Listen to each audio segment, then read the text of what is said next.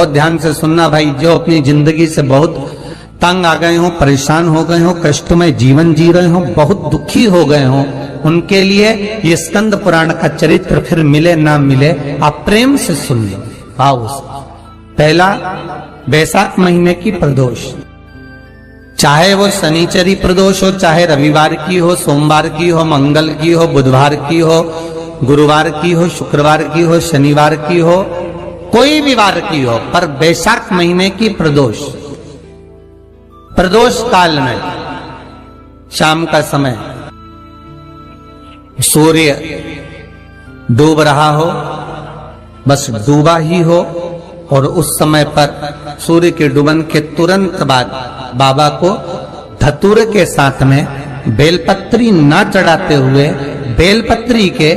वृक्ष के 7 कांटे बाबा के शिवलिंग पर समर्पित करे जाते हैं महाराज, अपनी जिंदगी में अड़चनों को हटाने के लिए।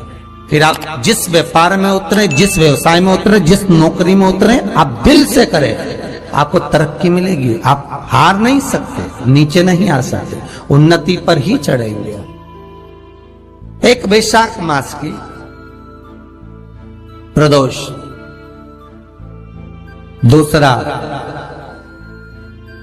शिवरात्रि के दिन मध्याह्न का समय महाराज, जो बड़ी शिवरात्रि होती है माघ की, बड़ी शिवरात्रि के अंतर्गत मध्याह्न का समय, दोपहर के ठीक 12 बजे, चाहे फिर वो कोई भी दिन हो महाराज, शिवरात्रि जिस दिन पड़ रही हो, उस दिन भी धतूरे के साथ बाबा को 7 कांटे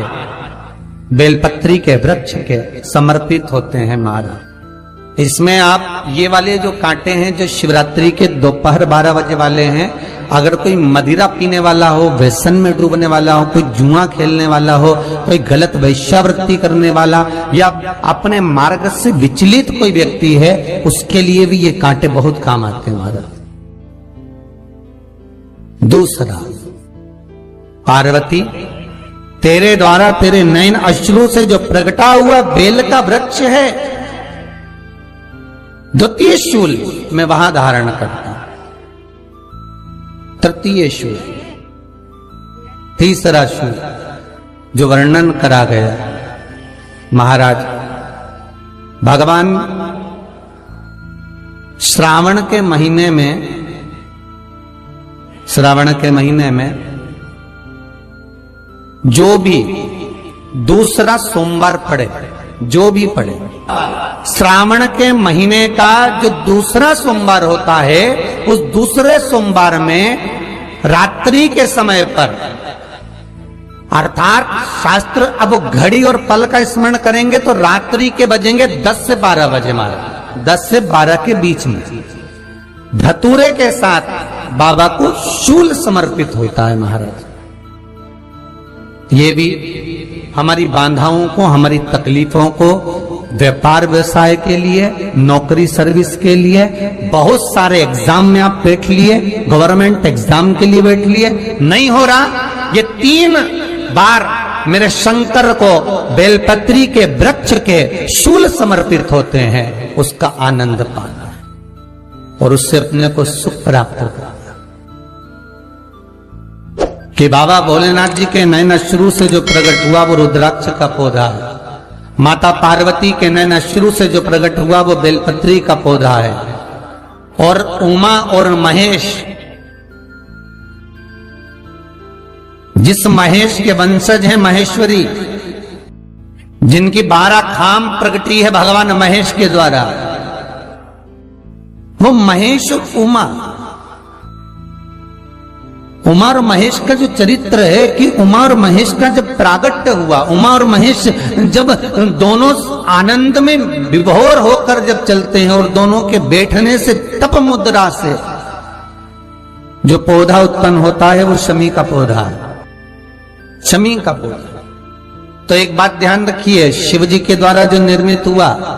उसमें कोई शूल नहीं है, उसमें कोई कांटे नहीं है। पार्वती के द्वारा जो निर्मित हुआ बेलपत्री का पौधा, उसमें कांटे हैं, और पार्वती के मिलन से भी जो उत्पन्न हुआ है शंकर के साथ में, उसमें भी कांटे, शमी के पौधे में भी कांटे, शमी के वृक्ष में भी कांटे। तो पार्वती जी स्कंद पुराण में प्रश्न कर रही हैं भोलेनाथ जी से कि प्रभु मुझे ये बताओ कि आपके द्वारा जो निर्मित हुआ उसमें शूलता नहीं है, पर मेरे द्वारा जो निर्मित हुआ उसमें शूल क्यों आया है, उसमें कांटा क्यों आया है? थोड़ा सा माताओं, मेरी जीजियों, आपको थोड़ा बुरा तो लगेगा इस प्रसंग को सुनकर, पर लग जाए, पर आज कथा निकली है तो सुन लो, है कि शिवजी जिस रुद्राक्ष को उत्पन्न कर रहे हैं उसमें शूलता नहीं है, पर पार्वती जी जो संग में मिली हैं उसमें भी शूलता है, और पार्वती के द्वारा जो प्रकट हुआ बेलपत्र उसमें भी शूलता है। तो भगवान महादेव बोलते हैं, पार्वती मैं तुझे कुछ कहूं और कहने पर तुझे तेरे हृदय में कोई बात चुभे, शूल लगे तो मुझे ठीक नहीं लगेगा। नहीं नहीं नहीं, आप कहिए प्रभु, मैं सुनने के लिए तैयार हूं, आप तो बोलो कि कारण क्या है। भगवान कहते हैं, पार्वती बस अंतर इतना है, नारी का जो स्वभाव होता है, स्त्री का जो स्वभाव होता है, उसके हृदय में छोटी छोटी बात के शूल बहुत होते हैं। जेठानी ने ये कह दिया, देवरानी ने ये कह दिया, तुम्हारी मम्मी ये बोल दी, तुम्हारे पापा ने ये कह दिया, तुम्हारी बहनों ने ये कह दिया, तुम्हारे भाई ने ये कह दिया, तुम्हारे रिश्तेदार ने ये बोल दिया। ये नारी के भीतर ये शूलता रहती है। तो पार्वती जी बोली कि जितना तप आपने करा उतना तप मैंने करा, और जितनी साधना आपने करी उतनी साधना मैंने करी, और जितना आराधना दिल से आपने करी उतनी आराधना दिल से मैंने करी, फिर इसमें शूलता कहां से आ गई? भगवान शिव बोले, बस पार्वती बात इतनी सी है कि जब मैं आराधना करने बैठता हूं तो मेरी दृष्टि में सम्मुख में कुछ नहीं होता। जब मैं आराधना करने बैठता हूं तो मेरी दृष्टि में मेरे सम्मुख में कुछ नहीं होता कि कौन ने क्या करा है, कौन ने क्या बोला है, कौन क्या कर रहा है, उससे मुझे मतलब नहीं होता, उससे मुझे कोई मतलब नहीं। पर पार्वती जब तू आराधना करने भी बैठती है ना, तो तेरी चित्त वृत्ति में कहीं ना कहीं किसी ना किसी रूप में कोई शूल आ ही जाता है। कई माताओं की आदत देखी साहब, भगवान की सेवा करने बैठी है तो भी भीतर थोड़ा सा शूलता भरी हुई है। महाराज बताओ, इतने सारे भगवान इकट्ठे कर लिए, मैंने बोला था बहू से कि वहां रख लेती है, बताओ इतने सारे यहाँ पर लाकर रख दिए हैं, अब इसकी सेवा करना पड़ रही है, अब ये करना पड़ रहा है। प्रसाद लेने के लिए रसोई घर में गई, भगवान का भोग लगाने के लिए, तो उसमें भी शूलता आ गई। इतने घंटों से मैं सामान ढूंढ रही, फ्रिज में मिल ही नहीं रहा, मैंने रखे गई थी, भगवान जाने कहाँ चले गए। भगवानों को वस्त्र पहना रही है तो शूलता है। अलमारी का ड्रॉज खोला, इसमें मैंने सामान रखा था, ना जाने भगवान का श्रृंगार कहाँ चले गया, कौन ने हाथ लगाया, फिर शूलता आ गई। भोजन करने बैठे तो शूलता है, कोई कार्य के लिए जा रहे हो तो शूलता है। अर्थात कहीं ना कहीं नारी के जीवन में शूलता बनी हुई है। और पार्वती जब तुम भजन करो, तप करो, साधना करो, भक्ति करो, उसमें शूलता नहीं होना चाहिए। पार्वती जी ने कहा, भोलेनाथ तो क्या आप मुझे स्वीकार नहीं करेंगे बेलपत्री के रूप में? क्या मुझे स्वीकार नहीं करेंगे शमी पत्र के रूप में? पद्म पुराण, स्कंद पुराण, लिंग पुराण, नर्मदा पुराण और शिव महापुराण, ये सारी पुराणे वर्णन करती है। पार्वती जी का खंड आनंद वर्षित कर रहा है, वर्णन कर रहा है। पार्वती खंड वर्णन कर रहा है, सती खंड वर्णन कर रहा है, उमा संहिता वर्णन कर रही है। क्या आप मेरा ये बेलपत्र का स्वरूप आप धारण नहीं करेंगे? इसमें शूलता इसलिए भगवान कहते हैं नहीं नहीं, धारण तो करूंगा पर शूल धारण नहीं करूंगा, मैं शूल धारण नहीं करूंगा। मतलब बेलपत्री में जो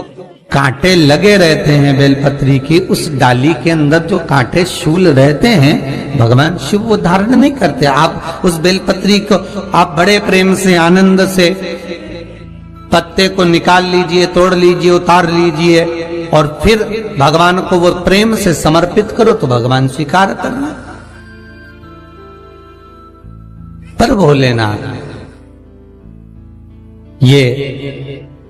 बेलपत्री का जो वृक्ष है मेरे नयन अश्रु से उत्पन्न हुआ है, मेरे द्वारा उत्पन्न हुआ है, फिर तो इन कांटों की कोई महत्वता ही नहीं है, इन शूल की कोई महत्वता नहीं है। पार्वती केवल 3 दिन ऐसे रहेंगे, 3 बार